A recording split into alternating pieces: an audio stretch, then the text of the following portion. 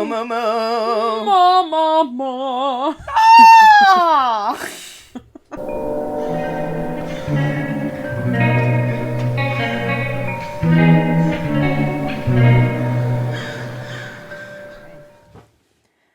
Hello and welcome back to Endless Queeries. I'm your host Salem and I am here with my first ever guest, the one and only Jamie Guest.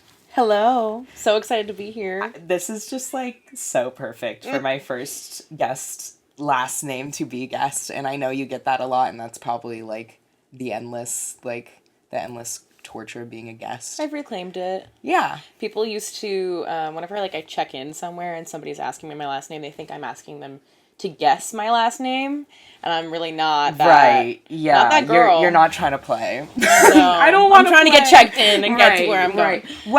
Well, this is my dear friend Jamie. How did we meet? Let's say that. Through school, studying theater. I'm actually failing to remember like the first time we actually like met. As unfortunate as it is, I think we were probably Instagram mutuals before we saw each other in person. Right. Yes. Probably saw you on some theater class of 2025. Yeah. Facebook page. Sure. So we know each other through theater Through school. theater school.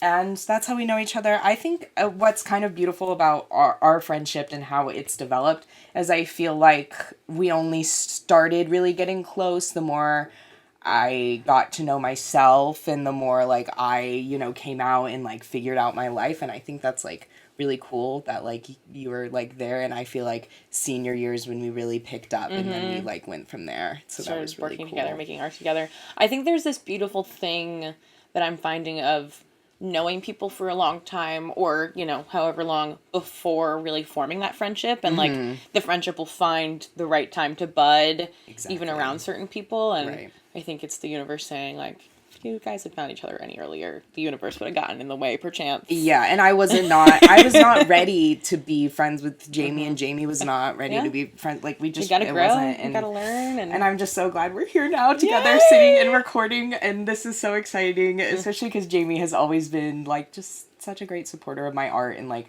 always like you were like equally as excited to film this episode as me, and I'm just like really excited.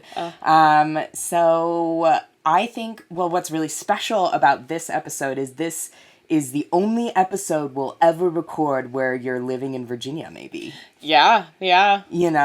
So Crazy. You're about to move to Chicago at the end of the month. It big in 18 days. Yeah. And gonna go bartend and create theater and meet a bunch of people and explore the Midwest. Yes, and who knows? I'm a little tempted to follow. We've talked about it quite a bit, so at least come visit. And do the things. Lots of visiting, maybe even a pod up in Chicago. Yes. Who knows? But yeah, what are we like? Let's get into what we're talking about today. You can like bring out your phone. My details. Jamie literally, like, this is why I love Jamie, and this is why Jamie is a perfect guest, because she literally, like, texts me, like, here's, like, the 3 questions I'm, like, ready to talk, like, you're, like it's so your prepared. Podcast, like, you're ready to host this. I'm like, okay, give it over to you for the episode, like. I think it's just important we're, both in similar but different places, and been talking about things we've been talking about things since the second we could talk, because that's who both of us are. Yes. But I think it's nice to have a little structure. Do you want me to read the first question? Yeah. Basically, Jamie came to me with 3 questions, and I'm like, why does this totally, like, sum up my life and artistry and, like, things I've been thinking about a lot recently? So I think I'd love to just, like, get into them and pick your freaking brain. Amazing. The first one is, what is a home or a family, and how can you find it in yourself, in others, and in a new place? Which I think mostly is prompted by the fact that I'm moving to Chicago and like leaving these things behind, but we'll miss them, and that is out of loving them and learning to share them and still learn how to keep those connections alive. And then also, what is it? The place? Is it the people? Is it you? And how can you continue to cultivate that? Because you're not going to Chicago alone, right? Yes. I'm moving with Sam and Emily, two of my besties, and a year ago I started talking about this, and they were like, well, what if we follow. And if we came with you. And I think that's really, really strong and exciting. We're all gonna involve each other in our stuff and meet people and explore. And yeah, I just think looking back and saying, oh, I have all of these things that I'm moving on from and leaving, but still staying connected to and love. And how can that almost come with you and grow through your new connections and places. And yeah. What I think when I think of home, a lot of the time I think of like like not just a physical place like a city, but like an actual like a structure, like a house, an apartment.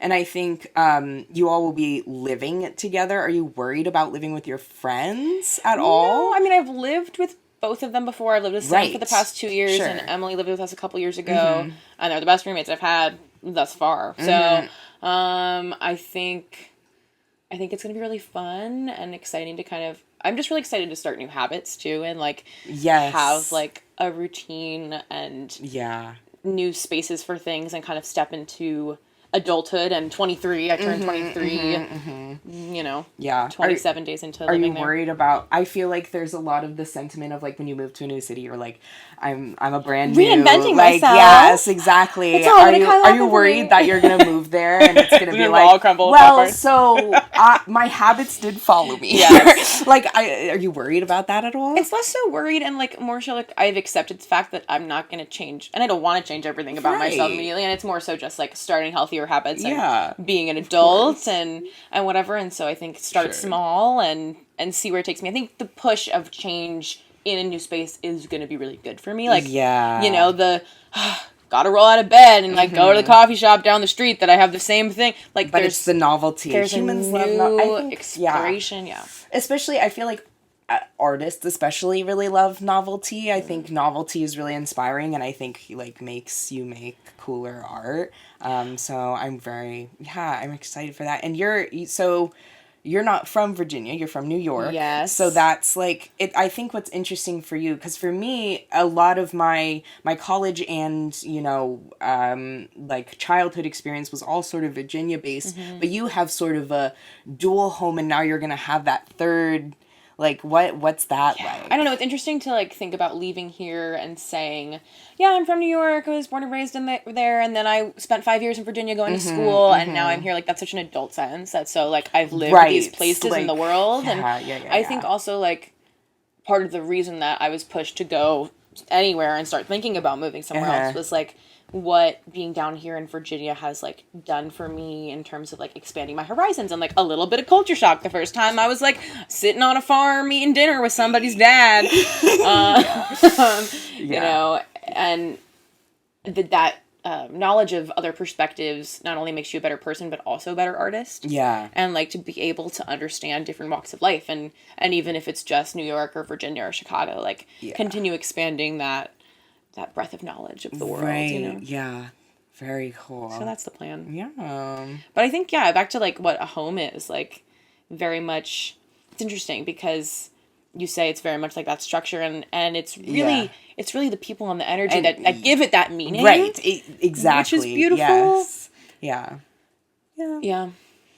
And then what is family is a whole other I feel like it's a whole other, because I think recently, like, I think I've, coming into my queerness more and more, I think I have redefined like what family means and what can it mean. And I think what's kind of really lovely is that my idea of family has only expanded. You know, like it hasn't collapsed in on itself. It hasn't gotten smaller. It's only gotten bigger. And like the concept of how, you know, certain friends can be family, and even how certain family can be friends. Like I think I learned a lot of that like in college, and I think through you and I was just gonna say, I think you and Alex have taught me what found family really means. I think a lot of that comes from Alex too. Alex is such a friendship. It warms my heart. And like Friendsgiving this past year was just, it really felt like that found family. And I think it's really special. And then talk about queerness, like my understanding of relationships at large, whether it's a romantic partner or friend, a family member, a, you know, peer, a colleague, a business partner, like these are all relationships that we've created labels for that are all valid and helpful to kind of sort things and understand. Right. But there's then a point where it's like, you're kind of just everything. Like we've made art together. We've worked together. We've you know, Yeah. Who it's knows? those things are not so cut and dry where it's like this idea of family, yeah, expanding and Yeah. becoming other people in your life that maybe somebody else might not consider family, and what Yeah, that bond yeah. really is.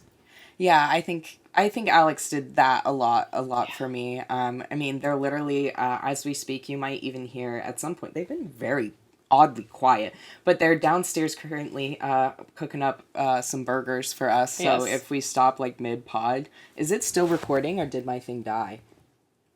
Oh, we're still going. That's excellent. Amazing. My laptop's like super low. You're just sleeping. Can you hear my back sweat? Ready? Oh, sexy. That is home. That is marking It's I'm family. marking territory. Yes. Family. What's the second part of the question? Yes. Oh, how you find it. How you find it? And like in yourself and other like Still searching. right. I don't know, like I think other people and like being vulnerable enough and like not being scared to have intimate moments with people and connect on like a real Yes. Yeah. Sorry, I say as I'm literally you're saying a bit like dude, that's very indicative of how I feel about that. Where I'm like, and I think that's what I really appreciate you as a friend have not pushed me, but like welcomed Yeah. me to be vulnerable. Good friends are pushy. Good friends are pushy. I believe it It's to be true. true. It is true. Yeah. Yeah. No, They gotta yeah. push you to be good, and that's what makes a friend family. Maybe Yeah. is that they're gonna give you the cold hard truth. They're gonna give the tough love, and you're gonna suck it up because it's because they love you and they care about you. Yeah. And everybody has moments where they need that friend to be like, get your fucking shit together. Yeah. And on the same vein as like finding it, like that part of the question for me, I think what I realized really, really recently, funnily enough, I only applied this to like dating and romantic relationships in the past, but then recently I was like, no, this applies to every single relationship. Is like two things. First, do they ask questions like about do they you? care? And you're like, and that seems like it really does seem like, well, duh. But then you really like There's some people out there. I especially like as somebody who like I love people and I love stories. Yeah. So there have been nights when I walked away from a conversation, I was like, oh, that person just told me back-to-back stories about themselves and I loved it, but they didn't ask me anything about, myself. So there's like things like that. That's like a good indication of where to start. Yeah. If you're noticing that like somebody's not asking questions about you, maybe find somebody who is. The second thing being, how do you feel after you hang out, like when you're alone in your car after you hang out? So, and these are things I have totally applied to dating and relationships, and I feel like I would have figured out friends a lot sooner if I applied those things, because I think, and I think what made me realize is you visited here last week, and I can't even remember now what I was stressed about, but I was like, like Alex left for work in the morning, and I was stressed or upset about something or other, catastrophizing, like something. And then after you left the next morning, Alex was like, I'm just so glad, like, after Jamie showed up, you just, like, your whole mood was different from the morning. Like, it just totally switched up. And I think, I mean, that was post, like, our long porch conversation and, like, stuff like that. So that, like, really switched up my whole mood. But that, all that, like, that lengthy little tale being told, I, like, really just, like, how do you feel? Like, not even just, like, how do you think you feel? Like, how does your body feel after you hang out with these people? And that really will tell you where the family is. I think there's something so beautiful, like a really grounding friendship, like somebody where you're around and you immediately just kind of feel like at peace. And I feel that way so much in this space with you guys. Yes. And then also like we were napping half the time and I was so content. literally about to say and the same talked thing. about Yes. how, when you're comfortable around people and you just feel good to sleep and you can relax and you feel safe and I think that's how you can find family, is you find rest. those people. Yes, family. There's so much like rest to take care of time. everyone too, where you don't feel like you're cleaning up after everybody and taking care of everybody. Everybody is actively doing that together. It's community too. Yeah, and also that like it's not. It is sometimes 50-50, but it's more realistically, consistently like 80-40, 60-80, like me doing math.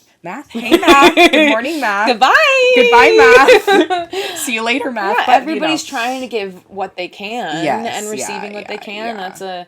That's and the an ebbing napping and thing, I'm flowing. so glad you brought that up, because that was sort of, and this is kind of a classic thing that I hear people talk about in romantic relationships again, but not with friendships, where like, and I find it with friendship, it's true for friendships too, where when you're starting first hanging out in like a really healthy relationship, you just like sleep a lot. And that's what I found, like when Alex and I started dating, I would just like go over to their house and just fall asleep and You're at peace. because you're at peace and you're like, your nervous system's regulated. And I think that's really funny that you say, because like, Yes. it's true, a lot of our quality time is just like napping or just like laying, like not even asleep, we're just hanging laying. out. Yeah, I love a good lay. Yeah. So finding home, yeah, I feel like we've exhausted that one, but I love that question. I think that's a lot of, I think, what's framing the next even 10 years of my life, like, I think is what your 20s is finding out what that means to you and how you can go get it. Yeah. And then once you figure that out, you can just go explore. But no, I think the place is the really interesting kind of uncharted thing, which like I found home in a lot of places, but such a change and a new thing is like, okay, what I know I don't have the people here immediately, how can I create those feelings for myself? And it's certain cool places too, like, attract cool people. So it's like, and I think Chicago is a place with that is like that attracts the cool people. But let's look at the next question. This question is a little heavier, but it's fine. What does it mean to be an artist in the 21st century? Crickets, blink, blink, blink. I think I wrote this question just because I think post-college, freshly exploring two people that are very multifaceted, but like have real passions that take energy and time and care and just rejection, period. Like there's really no getting out of it forever. It seems for the next 10 years, this new place of continuing to chip away, and especially in the 21st century with technology and media and money and the world, how do you continue to stay afloat and continue to do the thing?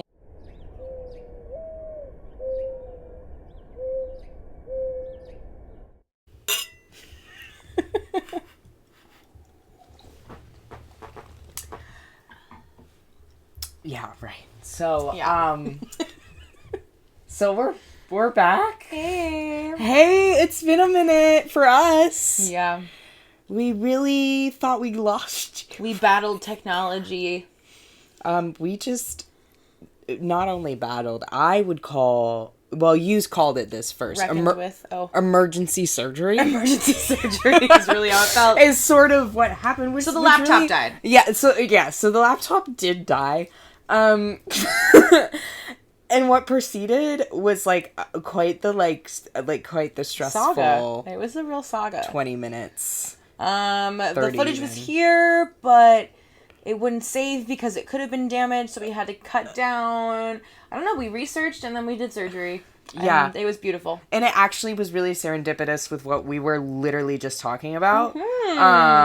So it was great because we ignored a lot of the AI stuff that pops up, like it was so unhelpful and annoying to deal with on top of technology issues to also have to deal with AI just because we're humans spitting misinformation. So we figured it out with our ingenuity. Oh my god, we did. And now we're sitting here with a lovely, it is my favorite cider. It is a raspberry coffee cider and it is delicious. Delightful. So that's what we're sipping on right now. Okay, we're gonna jump right back into our conversation after that little interlude. Because you. I remember what I was gonna say. So on the topic of AI, the other day I saw this thing on Instagram. It was like this ashtray that had this arm that had a little stand for a little espresso cup. And I was like, so funky, like little mod, like red ashtray with silver little thing. Ooh, and I was love like, red and this silver. is so cute. Yeah. And I clicked on the comments. And it's AI. Right. And one of the first comments is from the author or the owner, I guess not either of those things because it was AI generated. Sure. But the poster of the image, yeah. who is like, y'all just hate it when, you like it until you find out it's AI and then you just like it. And I was like, yeah. Yes. That's the whole point. And I was with my friend, I was with Joe, and I was like, wait a second, and I pulled up my Shuffles Pinterest powered, not sponsored, app that like I collage on, and I found a cool ashtray, and I found a cool random little metal thing, and I found a cool mug, and I was like, this is better, and if you had this cool idea, you could have done this. That, yes. And not used AI, and I found it ironic that they were trying to defend the creation by being like, well, you find out it's AI, and you're like, and it's like, yeah. Yes. That's true. Yes, it's like, well, you like it, so you should like it. So you should like it just blindly and not worry about the ethics of it, where it comes from, who made it, like, yeah, awful. But I think with, and continuing on the topic of AI, I think what was so fascinating to me really is just like how it really makes me think of that frog in boiling water analogy, which like it's to me, I think it's a really popular analogy, but like I'll say it for those who aren't familiar. Basically, it's this sort of analogy where if you put a frog in water and sort of turn on the water and turn on the heat and it slowly boils up, the frog won't jump out. It'll just slowly die in the water. But if you have a pot of boiling water and you just throw a frog in it, that frog's just going to jump right out. And so I think what we're experiencing right now is this like just buildup of like slowly people are getting like really fatigued with how much we're inundated. I mean, like one of my favorite podcasts, A Bit Fruity, Matt Bernstein, huge shout out, but he was talking about this and how Meta literally spent like billions of dollars to inundate us with this AI, and it's not working, and we all hate it, and we're all fatigued by it, and it's not working because we are adamant that we don't want it. And so it's very important that we're adamant in every single way that we don't want it. And it's so annoying because us as artists, I feel like, or as anti-AI artists, are burdened with calling out our fellow artists who are using AI for their work. I have already seen this. I've already been told about this. Like, even artists that I know personally, that I even was mentored by, that I even, like, studied under, these people are using AI for their work. And it's so disappointing. And, like, disappointing is the word. Because it's like, how can you call yourself an artist if you're outsourcing to not another artist? This idea of like, even like, like I do this thing and I want a graphic and it's super easy just to make the AI do it. It's like, first of all, it's not that hard to, type something on a Google Doc. It's not going to look pretty, but you could do it. Also, find a friend. Meet a person. It's just, it's so make a connection. Important, I think. And like, as if you are an artist in this world and you're anti-AI, it is so important to call out your friends, your non-artist and your artist friends. You should make it, it's really annoying because when you are like the activist, or like, we have this trope of like the woke friend. It's not fun to be the woke friend sometimes, especially with this AI stuff, because on the surface it is so fun. Like it looks fun. You can do so much with it. Like it is literally a wolf in sheep's clothing, and like we really need to like pull the wool out from these people's eyes. So like, continue to call out your friends, call out your family, continue to send them articles, continue to tell them how damaging their use of generative AI is, specifically generative AI. It is not only that, but we've barely even touched on this. Generative AI, it is, somebody called it something that I loved. I know what you're talking about. It was you're like water stealing. Usage. No, it was something about, it was like stealing technology or something. That's what it is. It's literally, that's what it is. Theft technology. Okay. I love that term for generative AI. It's theft technology. What it's doing, it doesn't even matter if it's art, if it's information, it is stealing information from like public forums that are meant for public use, and people that they, you know, sometimes they don't even consent to. Like, Yeah. and it's taking that and it's stealing art from artists and making it. And I think there's this another argument I've heard of like artists saying like, well, that's what we do as artists. We steal from each other. But it's going through our minds first and it's because we're inspiring inspired. I was us. gonna say because we're inspired by something. And AI is not inspired by anything. It just takes what it thinks is the closest thing. It can't feel and it inspiration. Can't discern what is closest to, you know, like when you're inspired by a piece of art that influences how you make art, like that is an evolution of thought and creativity and you know, an open discussion almost between artists. Yeah. And what AI is doing is it's just grabbing the closest thing that it can connect to this thing, making a connection that's not human. Yes. So truthfully, like, it's not nuanced or gray. It's or, not when you Google something and the first thing that comes up is all the AI stuff. And like, you can't turn it off. No, and sometimes it has the simple answer if it's a simple question. What's 5 plus 5? Sure. Okay, the AI knows it's 10. Yes. Great. Okay. Awesome. But when we were just trying to fix the problem of the saving the footage, it did not understand what we were talking about because there is nuance and like different avenues in the problem, and where there's multiple problems within a problem and multiple solutions within a problem, like it can't discern that. It can't give you helpful information. Not only that, it's actively giving you the incorrect and unhelpful and frustrating information to frustrate you further. Yeah, but I think, I mean, I kind of like almost didn't want to talk about AI on this podcast at all because I feel like it's taboo so, and it's overdone. Well, it's all so happening. Tired. I'm exhausted about hearing about it. We're so fatigued by how much we've been inundated and dealing with it. But it's like, it's really a part of our world. And so and like many things that I hate that are sort of getting baked into like the structure of society, it's like we have to, you know, carve out our ways to resist that and like continue to not normalize it and say this is not normal, this is not okay, and make human-made art, and we won't stand for it. That is important, and we won't support it. Better and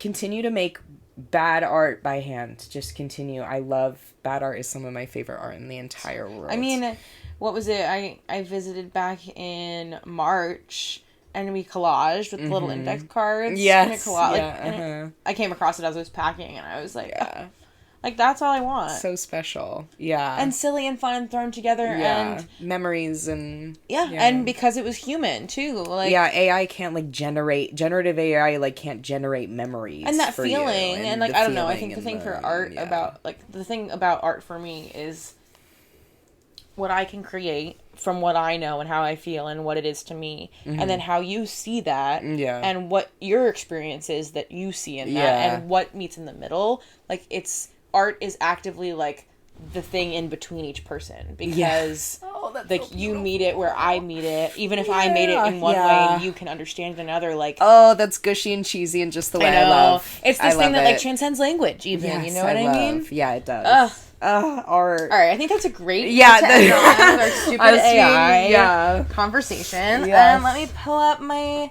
last little topic for us, which is kind of broad and kind of, well, I don't know. We're gonna see what happens. The question is, or the query is... the query. What is the correct balance of playing it safe versus taking risks and pushing yourself out of your comfort zone? I think we should start with what is a comfort zone? Really? Yeah. It's hopefully ever-changing, like, ever-expanding, like, zone of where... Safety. Yeah, and routine, I think, is for me is really associated, I think, a lot with that comfort zone. Yeah. Is routine, repetitiveness. I think expectation, familiarity is a really important thing. And I think it's a good place to be a lot of the time. Mm-hmm. I do think a comfort zone is comforting. You know, it's important to let yourself exist in a space that you know is safe and secure, and having those routines and keeping things in check so that you're regulated on some level. Yeah. But then the question becomes, how do you do more? How do you do the different and Yeah. the new? And change is really hard, but it's how we grow as people. It's how we It's the only constant. come across new things. Yeah. Yeah, it's the only thing you can Talk about depend cliches. on. I know. Hey, how many cliches? Cliche counter. That actually would be the worst. I would spend hours. Yeah, don't do editing, that. actually. Please don't. Later, Salem, please don't edit a cliche counter.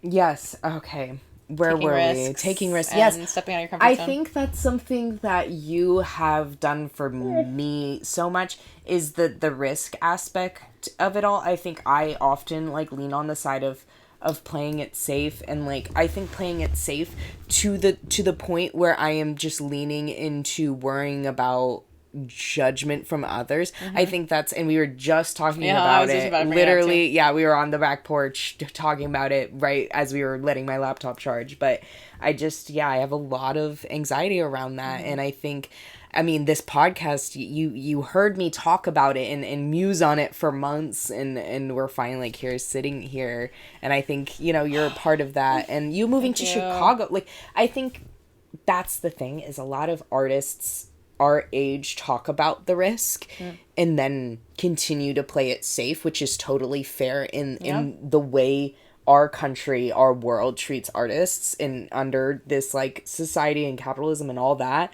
But I think what's different about you is you actually like will follow through. You are going to Chicago, like you have signed the like it is happening, you're going. So I think like that's I find that really inspiring, and then it makes me want to like chase you to Chicago and adventure. Yeah, I don't know. I think we were just talking about this, like the whole judgment from others thing. I still feel it. I still fear it, just like any other person. But I think I have enough fuck it in me. Yeah. Where I've said it enough times over and over again about enough people and places and things and circumstances where I'm just kind of owning it. Yeah. And letting the wind take me where it needs to go, because life's too short. I know. To second guess yourself or let yourself not have something that you want. And listen, you can't have everything you want. You can't always get what you want. Yeah, that's all that needs to be. It was perfect. Yeah.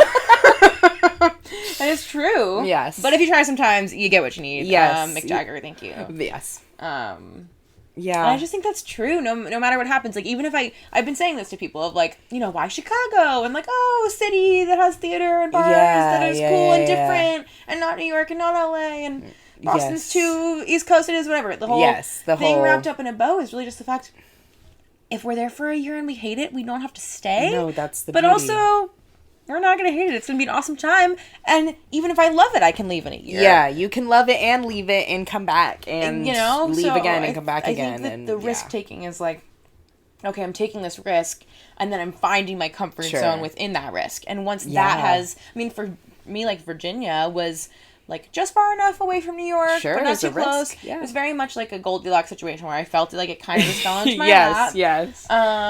And good things and bad things and ugly things and beautiful things come out of something like that. And to say, okay, I've spent my time here, I've sat in it, I've loved it, I've learned from it. I'm going to take what I have, I'm going to go with it, I'm going to grow and learn and change, but still have the pieces of me that I have created in these other places. And spread the love, baby. Yeah. You were talking about being inspired by me, and like, you are such a risk taker in my mind. Which is so funny because I don't necessarily think of feel that way. I think it's because for me, I'm not a risk taker financially. Sure. And I think it's like something I'm still working on, where that's something that's really hard for me. I love feeling secure in my finances, as literally everyone, like as everybody I'm sure would love that security, but like that is such, it's really frustrating that that's a value of mine. hate is a strong word, but I resent that is a value of mine to have fiscal like security. As an artist, though, it goes both ways, because it's like I need money to be able to make my art and do my thing, but then it goes back to that, well, if I'm going to call myself an artist, who said I was going to ever have any money? Exactly. And you got to fight back, by Yeah. doing the thing you love still, and somehow finding The that balance of Hey, we got there. yes, and staying in that comfort zone and waging what is a good decision, what is a bad decision. I mean, the anxiety is present and therefore means that we are actively doing the work to stay in some sort of like, you know, if you think about it as like a an archery, what is that called? Like the target. Yes. Where it's like the zones where it's like immediate comfort zone where like everything is playing it safe and you're not learning or growing at all or changing. But it's like super safe and you could just stay in your little cocoon.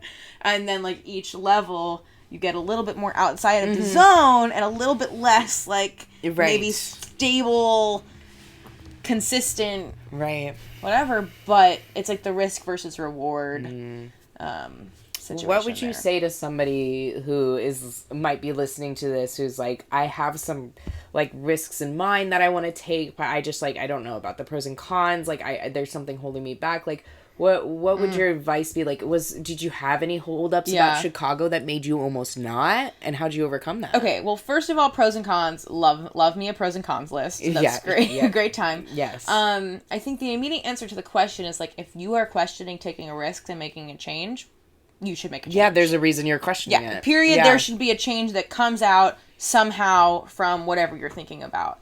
Then I think you have to, you know, dissect it. I mean, it could be anything. It could be moving places. It could be switching jobs. It could be switching career paths. But I think the root of that, if there is something that's wanted that is more, that you're not receiving from the person you're with, the place that you are, the hobbies that you have. Like, it could be as simple as that of like, I want to start these things, but is it worth investing in? It's like thinking about it logistically and really saying, what's the root of the issue or the struggle or the thing that I want to expand and change, and taking those smaller steps and starting to talk about it and see what people think. And okay, people think that's a cool idea. Oh, a couple people want to come with me. That like lowers the risk, but doesn't really lower the reward in that situation. It's like, I'm just bringing you guys with me. We're actually gonna have more fun, and be safer and together and have something that I'm already bringing, you know, with me. And I think that's what it is. You start talking about it. It starts to feel like a real thing. You desensitize yourself from being so scared about it, and you figure out how to make it happen. You talk about it to the people that you're around, and they can also help you, give you that perspective. But the root of the thing is like, if you're thinking about changing something, it's probably means that you should do it. Yeah, or at least try. Think about it. Talk about it. Yeah, but were there any holdups about Chicago specifically? Specifically, not really. Well, let's go back and kind of think about the thought process. Like, okay, I'm in Virginia right now, and while I'm having a great time, I've learned so much. and I think that there's more out there for me, right? Yeah, yes. I'm from New York. I don't really want to go back. I wanted to live in the city my whole childhood, but it's just gotten more expensive and more. Also been there, done that, and also, why would I go to New York to make weird alternative theater when there's so many more places to do that? That's not where Broadway is happening, and where everyone is concentrated, trying to be that polished, fancy, big corporate thing. theater kind of deal. You know, which there's awesome, cool stuff happening in New York. Yeah, I just obviously. I know what I'm getting into there. Right. I think the main interest in Chicago was like, okay, it's this like other thing. There's a lot of comedy, there's a lot of dance, there's a lot of jazz. There's really interesting intersecting things that again exist in New York. Yeah. But are gonna be just enough so different. I don't know, holdups. I mean, I think maybe your general like, whoa, a big move is kind of crazy. It's far. Yeah, but it's only like twice as far as Virginia is from New York. Right. Yeah. So when you think about it that way, it's a natural progression. I don't know. And like people move countries in their early 20s. Well, and I would love to do that at some point. So I think it's like, you got to keep pushing yourself. And maybe that's another piece of advice too, of like to take those baby steps. Right. To want to be, you know. Maybe, Chicago is just a step in and if we take it back down to like wanting to start a new hobby, you know, maybe instead of getting a ceramics wheel, you go to a pottery class. Right. Exactly. Right. You know, like what those things mean. And so I started doing some research and I started looking into jobs and what that would look like. And, you know, that was probably what it was, is I was looking at different state filters on the Playbill job postings for non-performers. I was like, damn, there's really not many anywhere. Oh, Chicago's got a few. Yeah. And I don't know, I think that with also starting, kind of shifting the topic of starting to work music festivals, which I recently brought Salem on into, and it's been super awesome, so I'm sure we'll start talking about that momentarily. This idea of just expanding your knowledge of what is possible for you. Yeah. So on that note, let's talk about... well, okay, I'm gonna pause here because I'm gonna pee. Okay. But then please hold. Please hold. Welcome back from the bathroom. Ow! Ow! I'm glad you didn't fall in. I did not. It was very successful bathroom trip, and now, oh, there you go. Yeah, here we are. And I am back and here to talk about working my first music festival. Yes. So, well, the reason I got started into music festivals was all because of Jamie and Jamie's work at music festivals. So how did you get into music festivals? Miss Elena Stout, if you're watching this, which you better be. Thanks, Queen.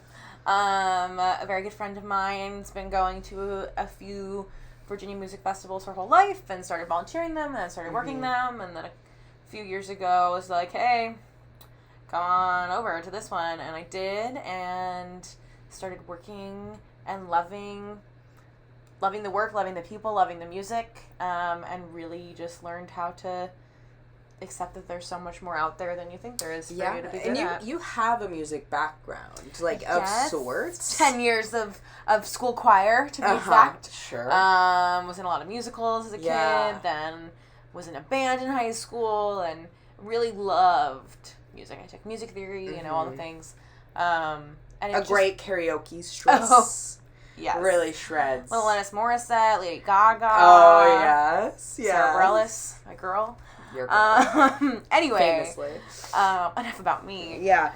But yeah. Music has really become a hobby for me. And so the idea of pursuing it in really any capacity just kind of was like this idea of a hobby. Mm-hmm. And so the concept that there could be a spot for me somewhere was just this ethereal thing of like, oh, there's jobs in music.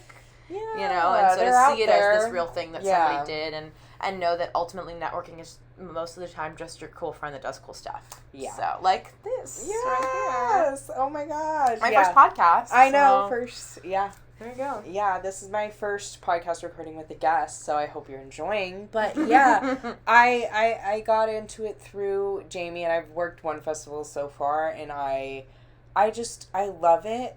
The people there are like, it's like, I referenced it to you, and I don't know if this makes sense to you or others listening. The what was it? The like Rudolph, like claymation special. Yep. Island of Misfit Toys. So in that like Rudolph claymation thing from like the 70s that like aired on cable TV every Christmas Eve. I don't even know what channel. Basically there is this, and this really honestly relates. Song, isn't there? Yes, there's a whole song, and it's on like Rudolph's journey. He like comes across this island, and it's like all these toys that the elves like discarded, literally like dismembered on accident, and like they're like all messed up and they're like patched up, and they have like missing special. Yes, and they're like they've formed this like a community together where they're like holding hands and singing about being misfits and loving it, and like ever since I was a child I've really like identified like with that, but I've never really felt like a theater is close to sort of an island of misfit toys, but I think like if you are a theater kid or have been a theater kid at any point of your life, like even the smallest amount, you'll know that there is a social hierarchy within the theater circle, no matter what level you do it at. And there was that wasn't totally eliminated because that's hierarchy is human nature, I think, in some sense. But it wasn't present in the same way. It didn't feel ever present. It didn't feel like every conversation, people weren't trying to suss out hierarchies or anything like that. Like for the most part, yeah. For the most part, yeah. And it was just like a lot of the people I met there was just like really talking human to human. And what I also loved about the music festival thing is like how temporary it was, and people cherished every moment so much more because they knew it was fleeting. And every connection with a new person. Like when you meet a new person, it's just this like immediate like hug you and bring you into their circle. Yes, because we're both here for the same thing and for the same reasons. And we're living here and we're making it happen. We're working towards a common goal. And I think it was my first experience, honestly, with like hippies, like full hippies. Like I think you experience, I find them in the wild often, but they all, like, I've never been to an event where it really attract those kinds of, you're like, surrounded by them, free love, like almost like 70s-esque, like hippie, like true, like it felt like almost out of the 70s. My first year, I very much was like, I'm living my dirty hippie dreams. I'm not showering. I'm in Woodstock, you know. Yeah. Which there's definitely a lot of, like, the core of all of that with the music and there things, were downsides, like, ooh, like, I sat down at the end of the weekend and I sat a little too close to somebody and I did have to scoot away a little bit because I'm like, rather I love you, but I really hope you rinse off soon, even with the hose. Like, so that good. Is, but, like, right, no, there was no disrespect about it or judgment, like, I get you. Yeah, there is a reality to not showering and, like, the free love thing. So, like, so there is a reality to that, but I loved it. I loved it so much. It is, and I think it also, one thing that I think Alex noted about it and I noted about it was, it is sometimes really difficult to be a professional theater person and a nature lover because those things don't always mix. There are, like, outdoor theaters out there. They're super common. That's how theater used to be done because, you didn't all you had was candles to light stuff up, so you needed the sun. Yeah. So, like, but it's becoming more and more rare, outdoor theater in, like, outside event spaces. And, like, there's lots of issues with having stuff outside, so I understand it. But what was so beautiful was, like, being able to, like, oh, I'm working a live event and I'm camping. Yeah. Like, that's really cool. But then there's the issues, like, this year at this festival, we lost power.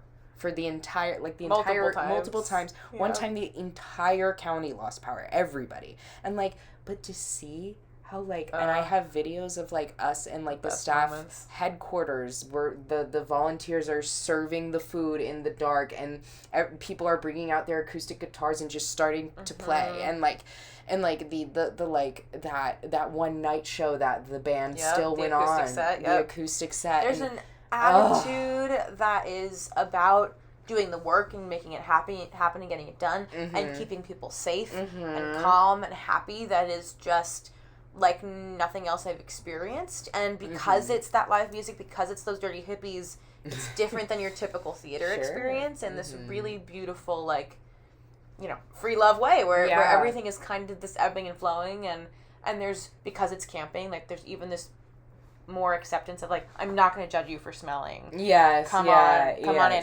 Shit's hitting the fan. Take a deep breath.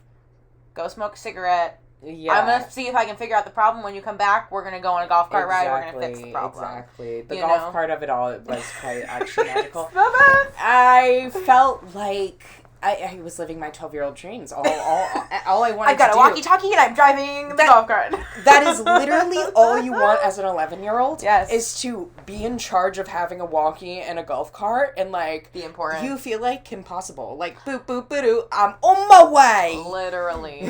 Yeah. Very much so. That was really a fun element. Just, like... It's a beautiful thing. Yeah. Yeah, and just, like, positive, happy energy all around in the nature of it all, and the element, like, sometimes the elements are brutal, but sometimes the elements are the reason that, like, you see the best in people, and, like, there are some, like, you see some, I saw people behaving in ways that I would not say are kind or appropriate, but, like, I loved the, like, just the variance of human existence, like, all in one place. You really got it all. And everyone met each other where they were at. Yes. In a way. Yes, truly. Yeah. And I think, what was so nice is, like, going back to the, like, ephemera of that, like, space, like, knowing that, like, whoever you're with, even if you have, like, a negative reaction or negative interaction or experience, that's so temporary and that's only gonna last. So there's a peacefulness where even if I can't stand whatever's happening right now, I am at peace enough and we are in a space where we are all trying to, again, meet each other where we're at and experience each other for what we are at a natural Yeah. level, that Yeah. sometimes it's easier to deal with those kinds of people Right. in those spaces. Knowing that it's, fleeting and that, you can just listen and to they're the also music there and- for a similar reason. Right. At the end of the day, even if there's some Yes. big blow up thing that happens, Yeah. you have to just accept that everybody's on their own path, and sometimes they diverge and sometimes they come together. And I was told I was talking because I did some vendor coordinating, assisting and helping out with the vendors for the whole event, and I loved that because you got to talk to like small business to like micro business. Like these are these tiny little businesses making it work for years Out of a truck, and I just so many passionate, positive people. And there was one amazing. it was their first festival. Yeah. So like just you get all of it, and then some that like it's their whole thing. But talking to these vendors, and I'd be curious to see what you think. They say that it is like the festival that we worked is unique because it's a nonprofit, and so there's a different sort of attitude when it's a nonprofit, and when so much of it is donors. That is the reason where they're able to sort of make that festival work. Have you worked other nonprofit places or for-profit festivals that you think is different? Yes, I mean, I couldn't give you the details on any of them because I would have to. I mean, they all go towards charities and things, but I don't know the details. Have all their. It just opens up a whole other conversation about what making art is and the money that goes into it and how you use it and how you treat it. I think the one you came to is special and is probably my favorite because it has this extra energy. It's also because of the venue and how it all works. Yeah, the venue is really special as well. I don't know. I think I couldn't speak to the nonprofit part of it because I don't know enough about nonprofits. No, yeah, sure. Which need to learn. We were talking about this the other day of financial literacy and how important it is and how it intimidates hard us. It is when you're an artist and your brain is built. My brain is built in the shapes and colors way, and not in the math and numbers and all that stocks way. And taxes. And so it's not. That's a Chicago episode. You're gonna come to Chicago, and I'm gonna have my shit together financially. I can't wait. It's gonna be great. Awesome. Yeah, awesome. Anyway, it's about the people. It's about the heart of the thing. It's about the family. It's about that finding that sense of home and doing it not for the money and the capitalistic stuff. And everybody there is actively taking a risk and stepping outside of their comfort zone. No matter, even if you camp all the time when you work music festivals, like making that active choice to continue to come back, like the risk that you're taking, and it's kind of bridging that gap. So. Yeah. But and that was so exciting as somebody who even like in an area where I grew up, where a lot of the people that I went to high school with are sort of went the route of the business or the politics or the marketing or that sort of stuff, and the more what's seen as financially responsible fields, which is so funny because we were told that STEM was a financially responsible field until the most recent presidency. It all of a sudden it is not, as and so it then sort of reminding me that this world is ever shifting, and who's getting paid for what is ever shifting, and so to base your career off of trying to find something that's going to guarantee you financial success and security, that is just purely unrealistic. And so it makes me glad that I pursued at least what I enjoyed, so then I can worry about sort of the financial thing later. But I think we're, especially growing up in the DC area, people are it's very academically competitive. It's very all that. So saying you want to be an artist it feels like an act of resistance within itself. And in DC and in the world at large, is definitely. And I don't know, being just the thing of the finances and the being the artist. I think that the music festival of it all really helped me realize that there are so many ways to make money as an artist, and to not even make only just make money, but just like get by and survive. There are things out there that you haven't necessarily considered that will compensate you for your work that you are good at, that maybe you don't know about, that are options for you. The more that time that goes on with, like, I have a lot of financial anxiety and wanting that stability and security financially, the more that time goes on, and I really ask myself, who in this world do I think are the wealthiest? Like, truly, who has the most that I value? Who do I find wealthy? Yeah. What do they have? And, like, thinking about that, like, a lot of the attitudes of those people who I find wealthy have this attitude of money comes and goes.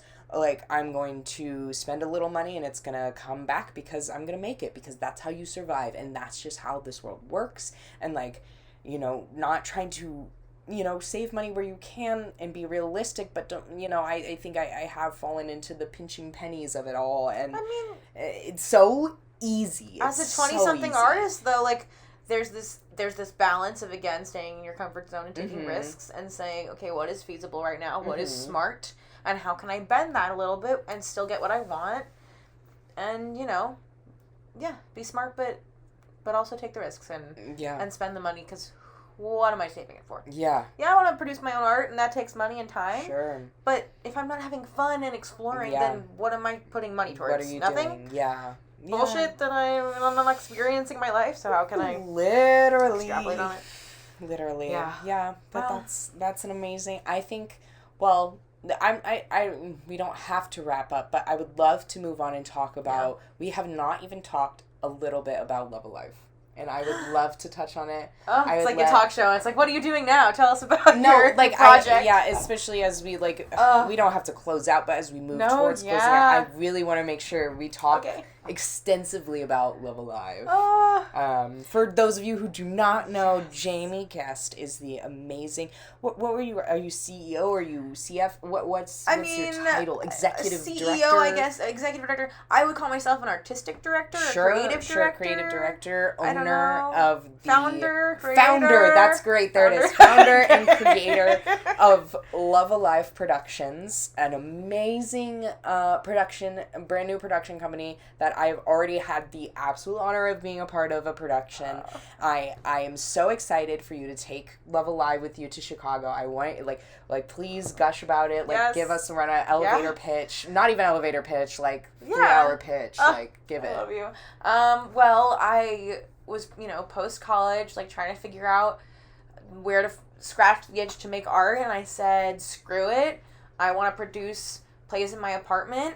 One of them, I had found when I was reading plays for another project that came about, and the other one Alex actually recommended to me after lighting designing it in North Carolina.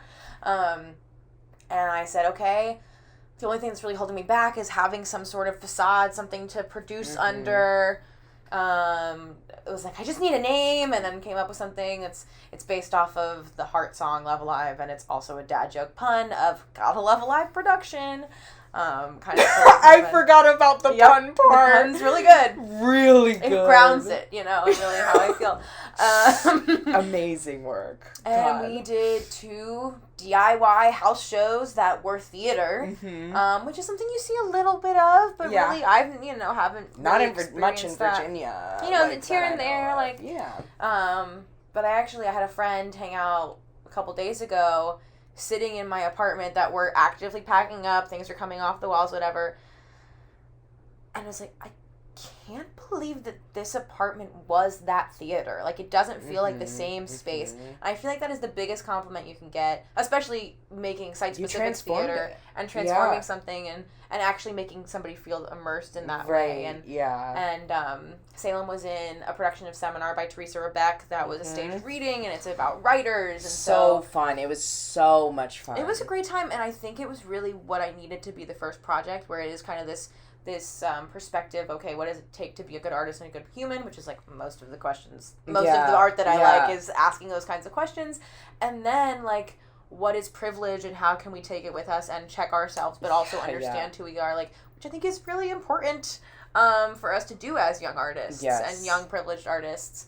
And so that was a really cool experience where we had a lovely friend, Teresa Carpinelli, do some dramaturgy and held a FaceTime talk back where then So everybody great. sat there and was like, hey, thank you for teaching us that we can do theater outside Showing of people school what's possible. and regional theaters and Broadway. Yes. And that was a really beautiful experience for me, where I felt the work that I had put in and the passion that I had about something affect other people, and not necessarily even just in the art that we were producing, but how we were doing it and the attitude behind it that I feel very attached to. And it's and about showing people what a process can look like, and that I think, especially when we came from a place of college, where college, especially in America, is treated as like a pre-career, a pre-workforce sort of training program. Learn how to do it right, and then then go do it right? and then exactly. And so I think a lot of the people that came out of our program and out of many of these theater programs in the United States really think about how to make money as an artist, and I think I really get trapped in that. And like, the reason anybody starts making art in the first place is because they feel something, and because they want to express that in some way, share it with people and make it for them and get it outside of their body. And so I feel like Love Alive really reconnects with that. And I really love like the mission of that, and I think that was like really, really important for you to do while like being still living in our and having a college community town. that I did build, and having people that would. I mean, that's the thing, is like, it's the thing where like these are amazing people that I have studied with and met and whatever, that I can't pay because I'm paying out of pocket for rights, and I'm not making any money because I wanted to have free tickets. And there's a GoFundMe, and there's some fundraising, and I'm going to learn financial literacy and have the balls to talk about it and ask for money, because that's how you get art made. Yeah, I mean, come on. I didn't say a word. If you're an audio listener, I did nothing just nothing. Nothing. But it's this beautiful thing where you work with people that don't expect something from you. Yeah. That you want to give everything to, and the second I do make some sort of profit, I want to give back to people immediately. I mean, it's this really, Yeah, it almost like, it goes back to literally what we were talking about of like in the age of AI, I think we're really, really, really, like in the idea that art reflects life, life reflects art, all of that. In the age of AI, like people are dying for authenticity and something real and something in front of them that they can say a human made this and only a human made this, and like and I think that, and a community, like a village built this together and is celebrating each other together, and every step of the way was human and authentic and genuine. And I think that's really what it like I think this podcast comes back to, Love Alive comes back to, our friendship comes back to, and I think it's just like a really awesome reflection of like, what this day and age is, and what it can be, and what our community is. Like I come back to collaboration in my art, in my family, in my life choices, and the risk I'm taking. Like, I think that's the heart of everything, because obviously you need to have the right people. Like, you don't want to be collaborating with assholes or terrible people that are putting you down. And that takes time to build those communities. But if you put the work in building the community, it will give back to you. And it will help you multiply your web, your circle, just all of it, all the positivity that's coming back to you. If you build it, they will come, so to speak. Like some Field of Dreams. And I think it comes back to like, in the entertainment industry, like I think if you have the for-profit mindset, like or trying to make money, like it's really understandable. Or doing it for the fame or the money, like it's understandable because you want to survive and be successful and thrive in the industry. But I find pretty much everything, when I think of this past year and all the work that I've done and gotten paid for, all of that came of me having a genuine connection with another human being. That's how it started. That was the first thing that happened, was that I had a genuine connection with somebody. And through art and through making that art, that connection was made, and down the line. And it was making connections without expectation. And I think that's really the hardest part, and I think that's what I would love to leave the audience with today, is to like start with connection. And I think Jamie and I didn't sit down today to film this podcast, and this is the first time we've ever spoken. Like, we started with the connection. We started with the human. That didn't have an expectation. I didn't expect anything from you out of our friendship until it blossomed. I mean, I don't expect anything from you now, but like this concept of letting something build between real people and watering it, letting it grow, and letting it have its time and bud, and the amazing things that you can create out of that. Yeah. Well, thank you so much for being on my first ever guest episode of Endless Queeries. Tell the people, can the people find you? Do you want the people to find you? The people can find me. My @ is JamieGuest_ on Instagram. My website is JamieGuest.com. A website, and it'll be linked below. Making promises I hopefully can stand up to. Yeah, I think that's where Love Alive is. Love Alive Productions. Love Alive Productions. Follow that on Instagram. Yes. Emailing me at jamieguest.art@gmail.com if you Yeah. you got something Weird to share. Art. Yeah. Weird art of all kinds. And thank you for creating this space and having the balls to talk about your shit and involve people in it and put it out there in the world. I'm so proud of you and couldn't be happier to be involved. Thank you guys so much for listening. I hope you got something out of this. If you've listened all the way through, good for you. I'm so glad. I hope you have a fabulous week and day and life. And, we'll talk to you next time.